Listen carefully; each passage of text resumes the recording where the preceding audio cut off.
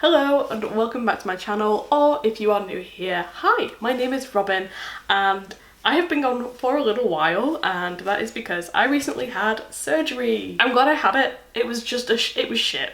It was just horrible to go through. The reason I had it was just basically I couldn't breathe through my nose, so it made talking and making content and doing anything in general just super difficult. So to keep me out of boredom, I am not allowed to still bend down, go out, walk around, pick things up. I'm you know, there's like so much stuff that I'm not allowed to do at the moment. I probably shouldn't be doing this, but I am feeling 10 times better than I was last week because I couldn't even speak last week. And I thought to myself, I can't go out and buy books, even though, you know, I could order them to the house, but it's a lot of kerfuffle, okay? So what is a better way to force me to read my TBR than being housebound for 2 weeks? And that's exactly what I did. So I'm going to go through every single book I read on my 2 weeks off, giving them little mini reviews and seeing if keeping them in my TBR was worth it. On top of going through the reviews, I will be telling you how long I've had these books just to show how long my TBR pile might actually be. So the very first book I read was Hello Follow Withers, and this is a chunky little boy, and I'm so happy I read this because I've been wanting to get around for this for ages, and every time I went to go and read it I would read the first like few pages and put it down and then move on to something else. That wasn't because it wasn't grabbing or anything like that, but it was definitely, I was reading this book when I didn't have a lot of time to dedicate to it, and so I'm very glad that I had the time to sit down and truly read this. I read half of this on the day of surgery and I consumed it literally the day after. I was so excited to get back into it again. This cover is beyond beautiful, it is stunning, and this story follows trans boy Benji as he is in this sort of post-apocalyptic setting. He is an angel, or he's running away from being an angel because they do not agree with his transition, and he finds this like rough and tough like group of kids who like basically are hiding out in a YMCA, and they are all queer kids and they are trying to fight against these killer angels who are trying to rid the earth of like badness in the name of God, basically. So, you know, it's very on the nose storytelling, but this book is absolutely insane. It is fantastic. The storytelling is fantastic. The characters are amazing. This is a 5 out of 5 book for me, and it's such a shame it took me so long to read this. It is a little body horror gory, and it's a YA as well, which is super surprising. Not on the very super gory spectrum because it is a YA book. You are interested in reading this but don't really do well with body horror. It's not that intense. In the sort of state of the world that we're in at the moment, of all these far-right people taking control of politics and really forcing themselves onto literally everybody, which is really funny because I thought that was what we were doing. So this is just sort of like this to the nth degree, and just fighting against like all these people who think they're doing the right thing, who think literally killing people off and unleashing hell is a better alternative than being happy and trans.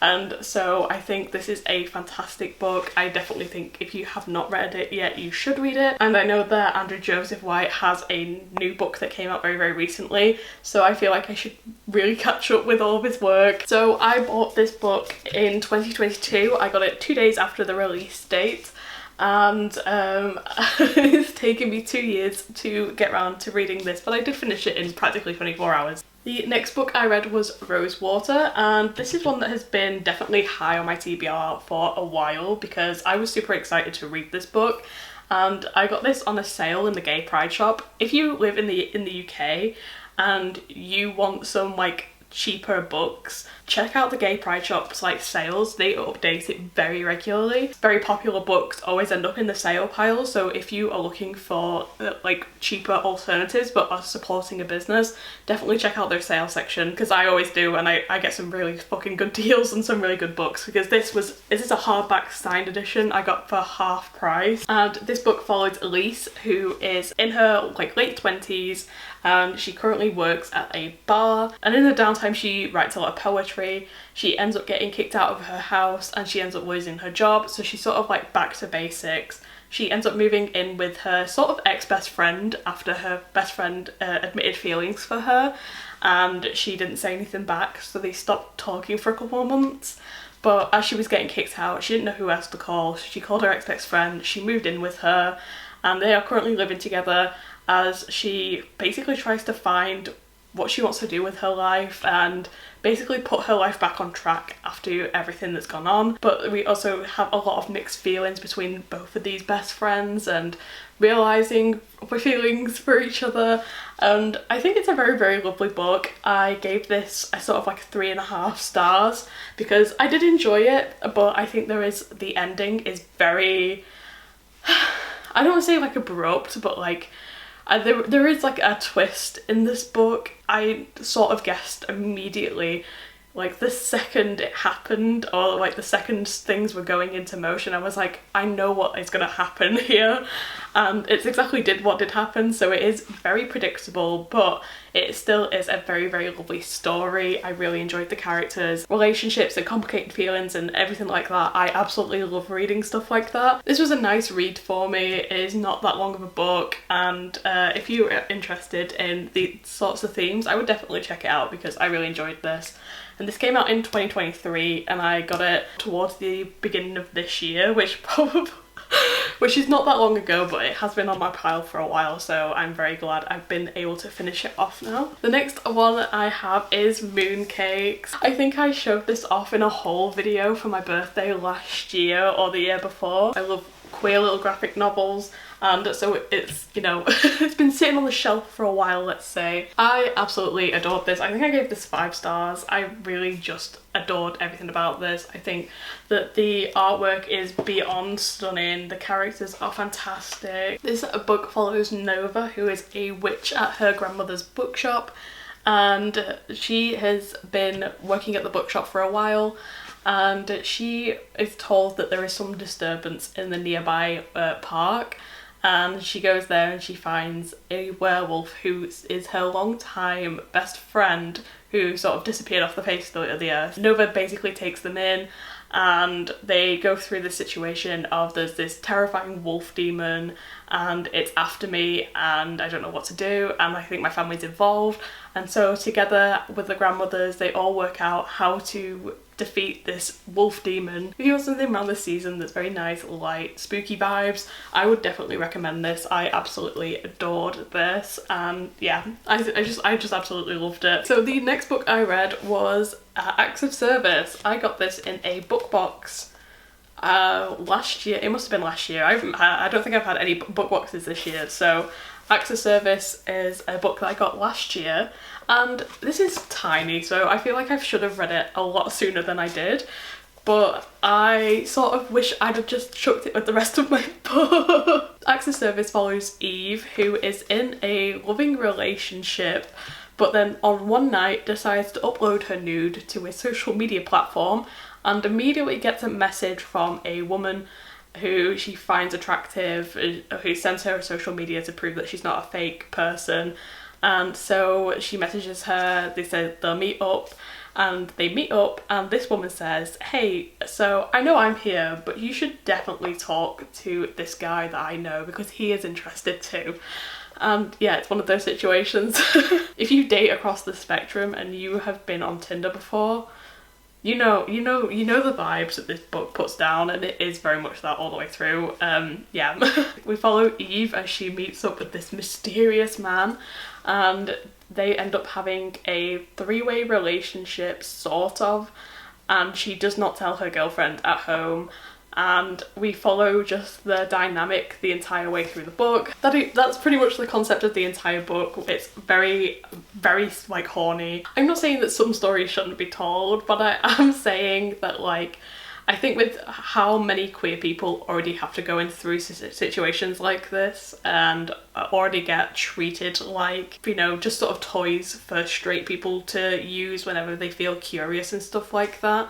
And it is questioned a couple of times in the book. Eve at one point says to Olivia, who is part of the couple, and Nathan, who is the other part of the couple, she says to Olivia, oh, you know, we're 2 queer women, so why are we in here with this guy? And he's just like, well, you just can't get enough of me. And like, that's sort of the conversation. There is no like nuanced conversation about compulsory heterosexuality and why these women feel like they need this man to complete them or to be able to like live their lives. And it is told through, like, you know, some people just have kinks and this is what the kink is, and I don't think that's a good enough excuse for the story. I just didn't like this book. I really didn't like this book. I didn't like the story. I just didn't like whatever this writer wanted to put across was not for me. Don't care, didn't like it. Think this book is a waste of time. I think I gave this 2 stars and that was just being generous. But if you really are that interested, good news, it's a very short book, so how about it? So the next book I read was Life Between the Tides, and this is actually obviously a non-fiction book and talking about the different life that you can find in rock pools and stuff. And this is because I'm an ocean girly. I have like 20 like ocean sea creature tattoos at this point. Like, the ocean is genuinely my life. I love it so much. And so I was super interested to read a little bit more about it. And I sort of gave this, like, this was a fine book because I was very, very interested in the start. It basically went through different life that you can find in rock pools and sort of where they sit in like the food chain and how they give back to the environment and different things that they do. Like, there was a lot of very interesting facts and I really enjoyed it. Then this book took on like a more of a, I want to say like a spiritual, but like going into our history with the ocean, how our belief system has gone around it, and there was a lot of stuff I didn't expect in this book. And then when it started talking about like humans, civilization, our connection to the ocean, it's not really what I was looking for. I think I was just expecting a lot more of the first half. There wasn't really like anything that gave away in this book that it was going into that, so it did feel like a bit of a whiplash of like, yeah, we're talking about crabs. 2 seconds later, this is how, you know, people used to sacrifice people to the sea and this is why. And I just felt a bit like, oh, it feels like 2 very separate stories to me. And so it was very interesting, but yeah, I sort of got bored in the second half because it's not what I was initially looking for. But you do get photos in it, like starfish, so that's pretty cool. So that's pretty cool. I've had this book since 2022 because I picked this up the second it was released. I even have the bookmark it came with, like in Waterstones with new releases, sometimes they do like free merch with it, and I got a free bookmark, so it was literally the week it came out. I picked this up in 2022. And it has taken me 2 years to get around to reading it. I've read 6 books in 2 weeks, which is very, very impressive for me because I've had nothing to do other than sit in bed. But the last book I have read in my 2 weeks off is Truth and Dare. And this is a Cypher Press, which is the people that publish all the Alison Rumford books. So I was super excited to read another Cypher Press book. And this is a collection of short stories telling the queer experience, and this was really fantastic. It really, really was a standout book. This book talks about gender, trauma, queerness, like religious trauma. Like, it really goes into a lot of different things that queer people have to face with, and there were a lot of essays in this book that I really resonated with. Yeah, this is a really fantastic book. Again, this is very, very short, this one, and it's a lovely floppy book. We love a floppy book. So if you are interested, I would definitely check this out because this is beyond fantastic. It is really, really good, and I should be buying more Cypher Press stuff because they really do knock it out of the park every single time. Thank you so much for watching this video. If you like this video, like, comment, subscribe, all that good YouTube stuff, and thank you for bearing with me the past couple of weeks because it's been a very, very difficult one for me, but I'm very happy to be back and actually being fine now and being able to breathe and make content and do stuff I really love. Has been really, really fantastic to get those feelings back, so I'm so happy to be back. And so thank you so much for watching this video, and I shall see you next time. Bye!